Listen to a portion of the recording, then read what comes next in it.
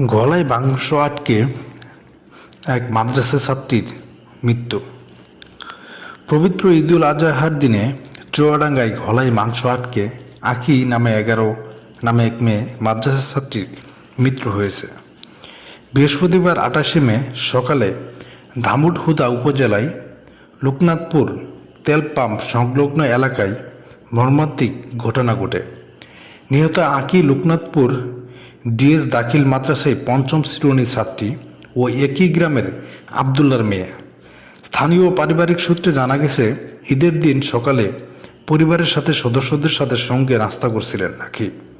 এ সময় হঠাৎ গলায় মাংসের টুকটা আটকে যায়। মুহূর্তে সে গুরুতর অসুস্থ হয়ে পড়ে।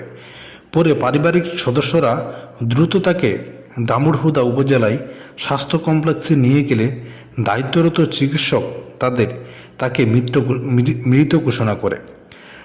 দামুড়হুদা উপজেলা স্বাস্থ্য কমপ্লেক্সের বহিরা বিভাগের চিকিৎসক ডক্টর মুস্তাফিজুর রহমান জানান, হাসপাতালে আনার আগেই শিশুটির মৃত্যু হয়েছে।